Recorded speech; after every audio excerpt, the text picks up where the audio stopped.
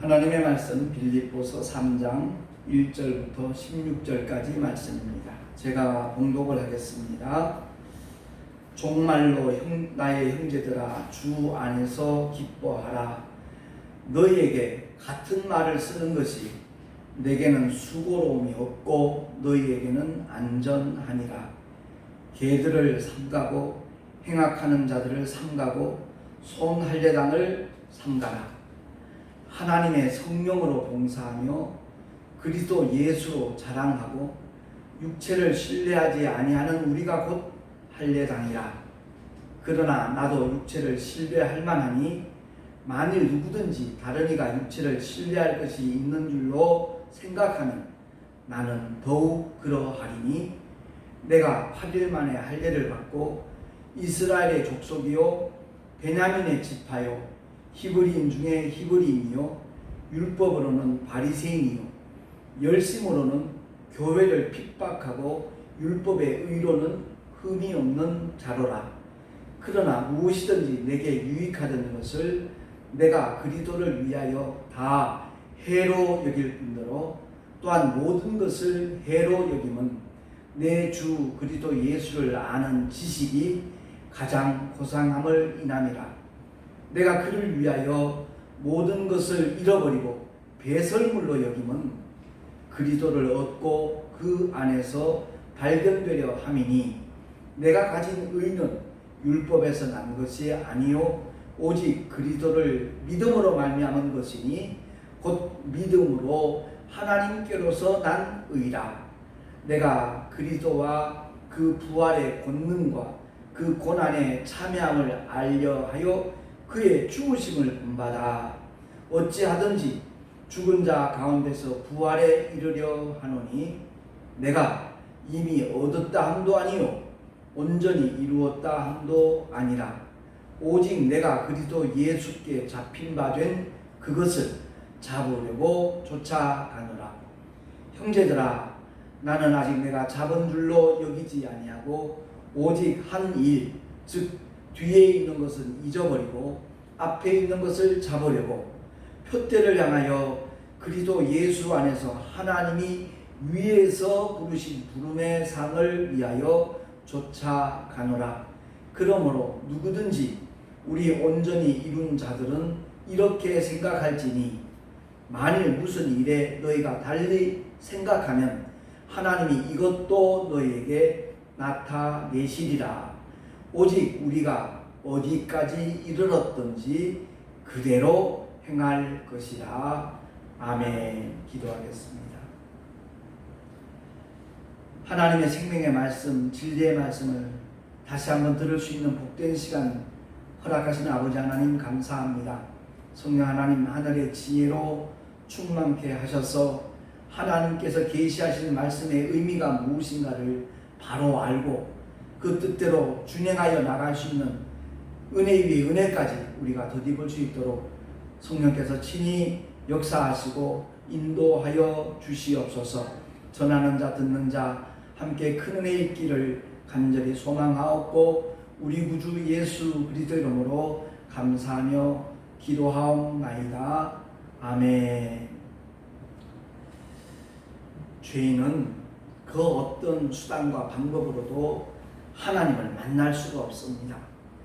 아무리 공부를 많이 해도 양심적으로 산다고 해도 도덕과 윤리를 지킨다고 해도 그것 가지고 하나님을 만날 수가 없습니다.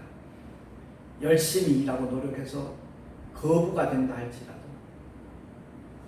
어떤 철학이나 정말 종교에 심취 않다 할지라도 하나님을 만날 길은 전혀 없는 겁니다. 그래서 하나님께서 우리에게 계시를 하셨습니다. 계시는 두 가지가 있거든요. 자연 계시와 특별 계시입니다. 이 계시라는 원어의 의미는 이렇게 휘장으로 딱 가리워져 있는데 휘장을 벗긴다라는 의미입니다. 휘장이 가려져 있는 상태에서는 그 뒤에 무엇이 있는지 도무지 알 길이 없는 겁니다. 세상에 많은 종교가 있지만 그 휘장 밖에서 헤매다가 만들어낸 결과물들이 세상 종교입니다. 결코 하나님을 알 수도 없고 만날 수도 없고 하나님의 은혜를 덧입을 수가 없는 겁니다. 그러니까 하나님의 은혜라고 하는 것은 하나님께서 친히 우리에게 손을 내밀어 주셔서 우리를 죄에서 건져 주시는 것, 그게 바로 하나님의 은혜입니다. 오늘 본문을 통해서 사도 바울이 정말 우리에게 권면하는 것은 신앙생활에 하는 목적이 세 가지로 나눠질 수 있어요. 첫째는 이 세상에서 어떤 문제가 해결되어지고 병 고침 받고 형통하는 그게 목적인 사람이 있습니다. 마음이 평안하기를 원하는 그 자체가 목적인 사람들. 그리고 두 번째는 잘 되고 성공하기 위해서, 그게 목적인 사람이 있습니다.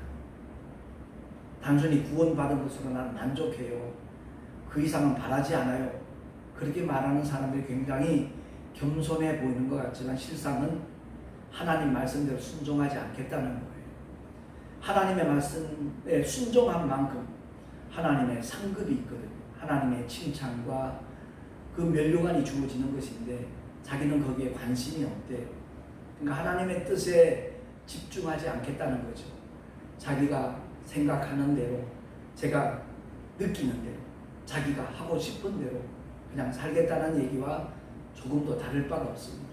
그래서 신앙에 있어서 우리가 꼭 기억해야 될 것은요, 이 세 가지 중에 정말 어디에 역점을 두고 사느냐, 이건 굉장히 중요한 문제이고요. 만약에 하나님의 말씀 없이 믿음의 길을 걸어간다면 그가 교회 안에 있다 할지라도 그 사람은 미신에 속하는 사람입니다. 하나님의 말씀이 없는 것이 다 미신입니다. 세상 중에는 하나님의 말씀이 전혀 전제되어 있지 않습니다. 교회를 다니면서도 단순히 자기 열심으로 교회를 다니는 사람 의외로 많이 있습니다. 그 종교적인 열심이 믿음인 줄 알고 자기 신념이나 확신이 믿음인 줄 알고 열심히 노력하는 그런 부류도 있습니다. 그들이 바로 미신에 속하는 사람들입니다. 그리고 두 번째는 세상의 어떤 윤리와 도덕, 이것을 그야말로 전혀 개념치 않는 그런 믿음이 있습니다. 그 믿음을 가리켜 광신이라고 합니다. 광신. 분명히 우리가 알아야 될 것은 하나님은 인격이십니다. 가장 아름답고 선한 인격이신 분이 우리들의 하나님, 우리의 아버지십니다.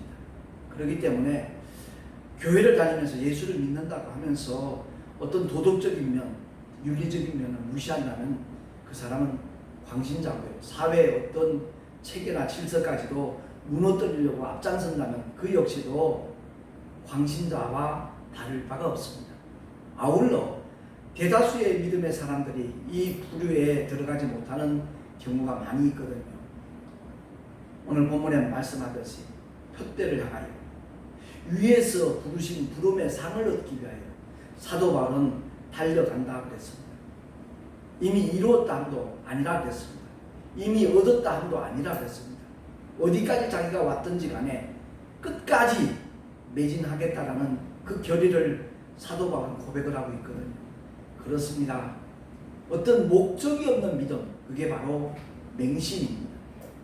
우리 모두가 다 신앙생활을 하되 하나님의 말씀에 근거해서 그야말로 더불어 사는 이웃들과 결코 마찰되지 아니하고 부딪힘이 없이, 물론 믿음을 반격하고 배반하고 핍박할 때는 당연히 순교를 각오해야죠.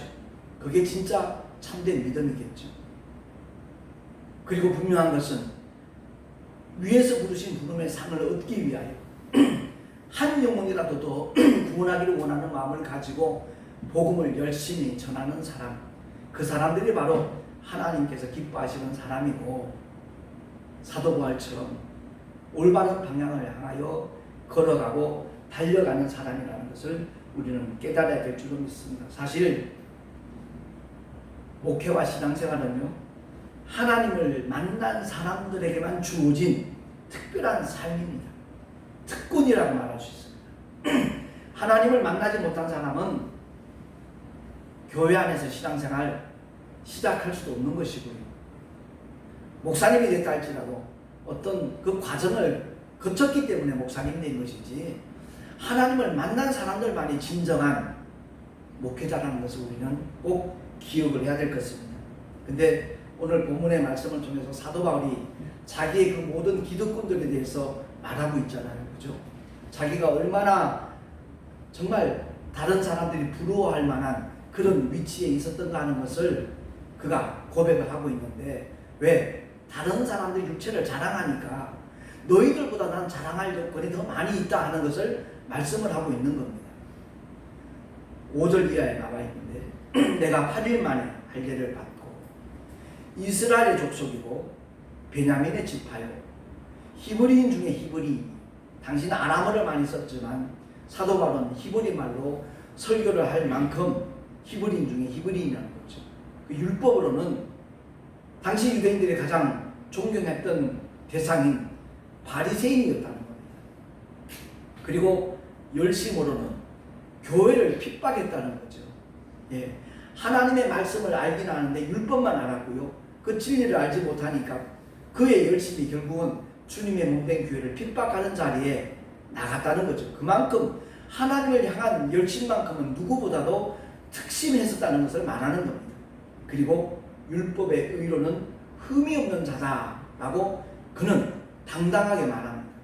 모든 율법은 겉으로 드러난 부분들만 다루는 거거든요.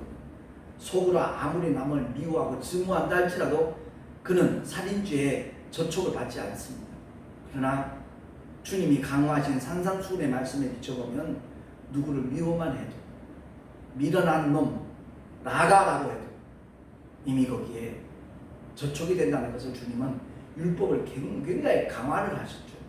어쨌든 사도 바울이 주님을 만나기 전에 그의 삶 자체가 율법의 의로는 겉으로 드러난 그 면은, 그 삶은 조금도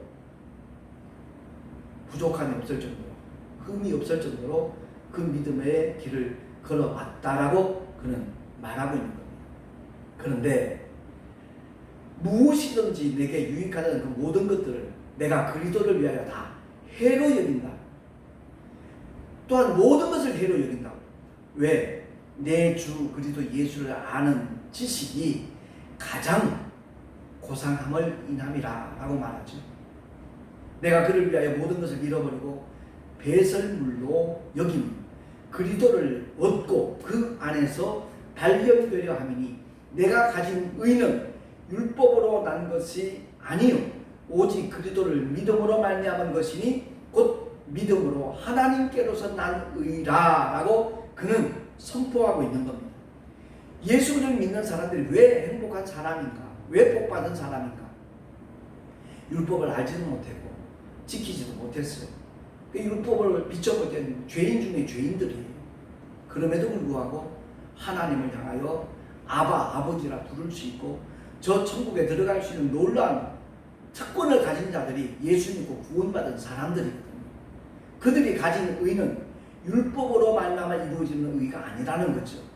오직 하나님께로부터 주어지는 의, 하나님께서 보내신 자, 2000년 전 이 땅에 육신을 입고 오셔서 십자가 위에서 피 흘려 죽으시고 사흘 만에 부활하셔서 죄의 모든 문제를 처리해 주시고 사망 권세를 깨뜨리시며 부활의 산소망을 허락하신 하나님의 독생자 예수 그리스도, 그 이름을 믿는 자들에게 주어지는 의. 그래서 한자 의를 보면요, 양 밑에 내가 있는 겁니다. 의로울 의자가 하나님의 어린 양, 세상 죄를 지고 가는 하나님의 어린 양, 그 하나님의 어린 양 밑에 내가 겸손히 엎드려 무릎 꿇는 자들, 그 은혜를 덧입은 자들, 그들에게 공통적으로 주시는 하나님의 의, 그 의를 가진 자만이 갈 수 있는 곳이 천국이기 때문에 바울이 이 고백을 하는 겁니다. 빌립보 교회 성도들에게만 하는 말씀이 아니라 오늘날 21세기를 살아가고 있는 우리 모두에게 그 의를 가진 자만큼 행복한 사람이 없다는 것을 일깨워주고 있는 겁니다. 그러니까 성도는 천국에 들어가는 그 의를 하나님의 은혜로 우리의 노력과 수고와 전혀 상관없이 값없이, 여기서 값없다는 얘기는 우리 인간 편에서 치른 대가가 없다는 얘기지, 그야말로 하나님의 놀라운 사랑과 희생과 은혜로 말미암아 선물로 주어지는 의, 그 의를 얻은 사람이기 때문에 이 세상에서 가장 행복한 사람이라는 것을 성경은 말씀을 하고 있습니다. 이 믿음의 조상 아브라함에게 주어진 복과 같이 똑같이 동일한 은혜가 우리에게 주어지는데, 창세기 12장 3절에 보면 우리 한번 합독을 하겠습니다. 시작. 너를 축복하는 자에게는 내가 복을 내리고 너를 저주하는 자에게는 내가 저주하리니 땅의 모든 족속이 너를 인하여 복을 얻을 것이다. 아멘. 그렇습니다. 누군가가 나를 그야말로 축복하면 하나님께서 그 사람의 복을 내리시겠다는 거예요. 누군가가 우리를 저주하면 하나님께서 저주하시겠다는 거예요. 그게 원수 갚는 것이 하나님께 있다는 거죠. 근데 오늘날 우리는 자기가 다 갚으려고 그러잖아요. 원한을 다 갚으려고 그러고 보복하려고 그러고, 얼마나 어리석은지 몰라요. 진리 안에 들어오지 못했기 때문에 나타나는 현상이라는 것을 우리는 꼭 기억해야 될 것입니다. 그리고 사도 바울은 로마 교회 성도들에게 심지어 이렇게 표현을 합니다. 로마서 12장 20절 21절에 시작. 내 원수가 줄이거든 먹이고 목마르거든 마시우라. 그리함으로 내가 숯불을 그 머리에 쌓아 놓으리라. 악에게 지지 말고 선으로 악을 이기라. 아멘.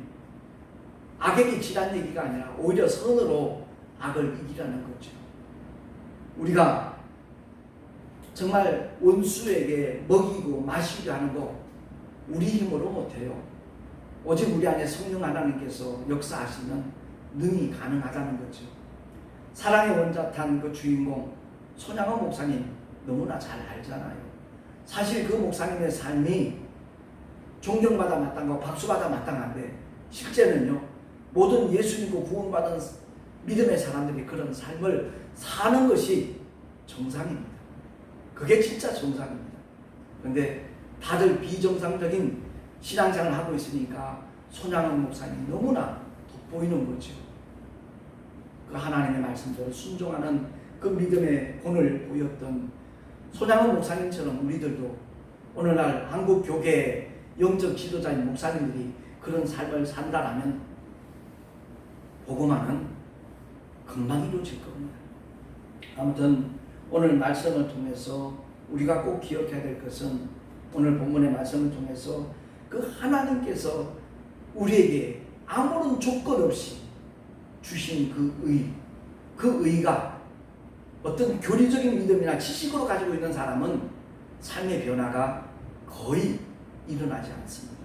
그런데 보혜사 성령께서 감동 주시고 인도하셔서 그 의를 붙잡은 믿음의 사람들은 그 삶의 방향이 완전히 바뀌어진다는 거죠.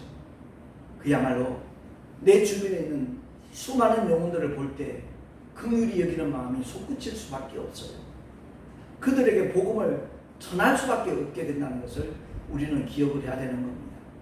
정말 오늘날 한국교회가 이런 심정으로 복음을 전한다면 구원받지 못할 가족이 있겠어요? 부모, 형제, 자매 있겠냐고요.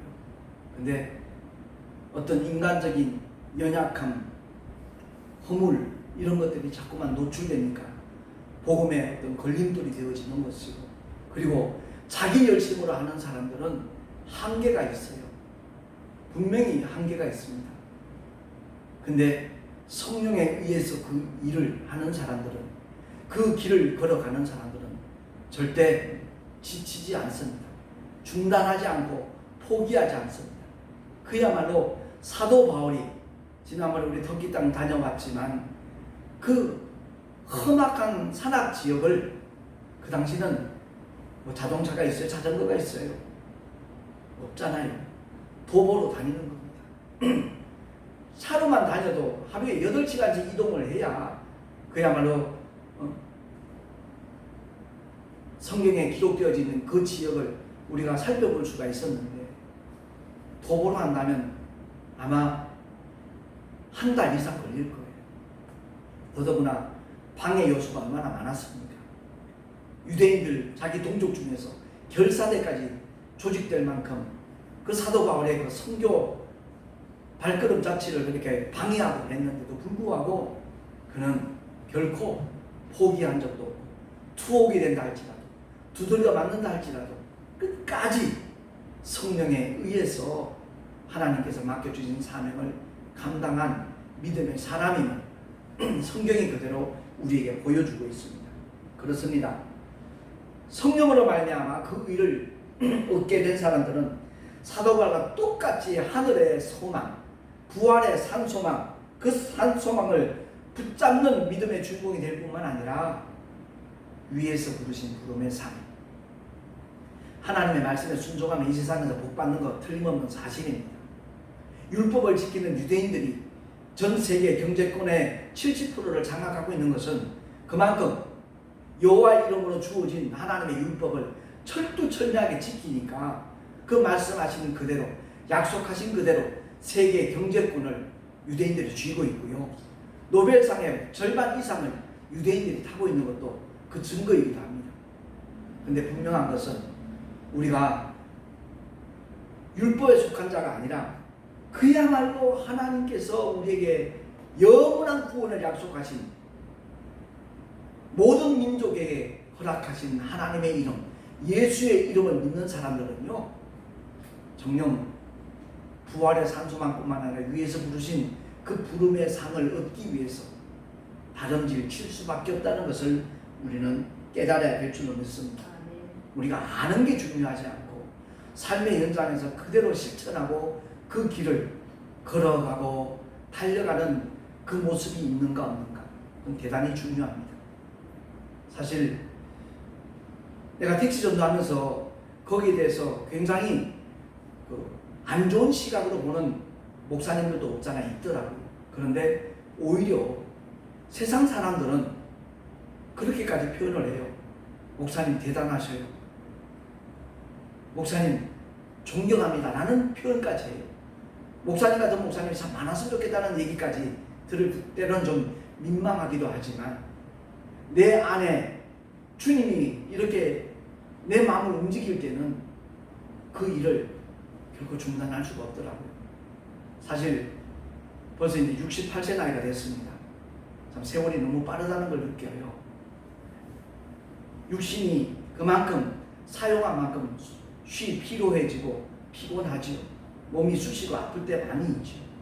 그럼에도 불구하고 중단할 수 없는 것은 나의 이 작은 수고와 희생을 통해서 한 영혼이라도 더 지옥의 불못에서 벗어나 주님이 예비해 놓으신 그 아름다운 천국에 우리들의 영원한 아버지의 집에 들어갈 수 있다면 그것은 얼마든지 감수할 수 있다 라는 그런 마음 때문에 그 길을 지금까지 걸어가고 있고 달려가고 있는 겁니다. 제가 이제 부천에 간다 할지라도 역시 그 인천 택시 면허가 있으니까 그곳에서도 계속 택시 전도를 할 것입니다. 제가 소망을 갖는 것은 3년 6개월 전에 그 인천에서도 3년 한 2개월 정도 택시 전도를 했지만 단순히 말씀 소책자 나눠주고 그런 수준이었지 메시지를 공유할 수 있는 그런 어떤 매체가 없었어요. 근데 그 실화극장이 20만이 넘어서면서부터 영대 학생들이 자꾸만 내게 용기를 북돋워줘가지고 작년 8월부터 제가 이제 유튜브로 활동을 하기 시작을 했거든요. 처음에는 뭐 10대 명이나 들어가 볼까 사실 그랬습니다. 저를 알아주는 사람도 아니고 유명한 목사도 아닌데 몇 명이나 들어가 볼까 했는데 요즘에는 주일 예배에 이렇게 설교가 올라가면 일주일만 지나면 50명 넘어요. 한 3주만 지나면 100명이나 넘어요. 그리고 말씀 특강 해놓은 건 벌써 700명, 800명, 900명 조회수가 넘는 것도 여러 개가 생겼어요. 그렇기 때문에 아무래도 더 많은 사람을 만날 수 있는 것이 인천이거든요. 대구보다 인구가 50만 명이 더 많으니까. 그래서 저는 그곳에서는 택시 손님도 많고 많은 사람들을 만나니까 불특정 다수에게 복음의 씨앗이 뿌려질 수 있고 심겨질 수 있다라는 그 소망이 제 마음을 더 뜨겁게 만들고 있거든요. 아무튼 그렇습니다. 주님이 분명히 말씀하셨습니다. 마태복음 16장 27절에 보니까 합독합니다. 시작. 인자가 아버지의 영광으로 그 천사들과 함께 오리니 그때 각 사람의 행한 대로 갚아주리라. 아멘. 믿음은 관념이 아닙니다. 믿음은 지식이 아닙니다. 믿음은 액션입니다. 믿음은 행동이거든요. 움직이는 만큼 하나님이 함께 역사하신다는 것을 우리가 기억을 하고 정말 끊임없이 주의 생명의 말씀이 다른 사람들의 마음속에 뿌려지고 심겨질 수 있도록 최선을 다하는 하나님의 사람들로 살아갈 수 있기를 예수 이름으로 축원합니다. 성경의 마지막 결론 부분인 계시록에도 이와 같은 말씀이 있잖아요. 22장 12절에 시작. 보라 내가 속히 오리니 내가 줄 상이 내게 있어 각 사람에게 그의 일한 대로 갚아주리라. 아멘.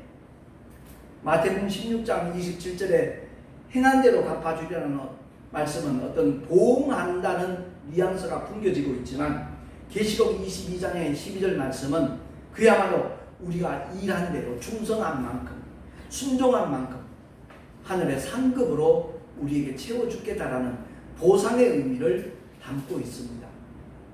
이 세상에 잘 먹고 잘 사는 것 참 좋죠. 그러나 그거 포기하고 하늘의 상급을 하늘의 멸류관을 바라는 사람이 있다면 그 사람은 진실로 복 있는 사람이라고 저는 그렇게 여겨집니다. 그래서 저도 그 길을 걸어가고 달려가고 있는 것이고요. 오늘 말씀을 통해서 사도 바울이 그만큼에서는 됐다라고 생각할 수 있잖아요. 그럼에도 불구하고 오직 우리가 어디까지 이르렀든지 그대로 행할 것이다 라고 그는 선언하고 있습니다. 그야말로 주님 앞에 서는 그 순간까지 만나는 모든 사람들에게 생명의 복음을 전하겠다라는 바울의 믿음의 고백이기도 합니다. 우리 모두가 다 오늘 이 말씀을 통해서 정말 다시 한번 주께서 위에서 부르신 부름의 상, 그것이 얼마나 귀한 것인가, 얼마나 값진 것인가, 얼마나 자랑스러운 것인가 하는 것을 기억을 하고 주님만 바라보며 주님만 의지하며 주님과 함께 할 수 있는 믿음의 걸음들이 될 수 있기를 예수 이름으로 축원합니다. 기도하겠습니다. 함께 주님을 의지하면서 정말 주님이 우리의 발걸음을 이끌어 주시기를 간절히 사모하며 합심해서 기도하겠습니다. 하나님 아버지 감사합니다.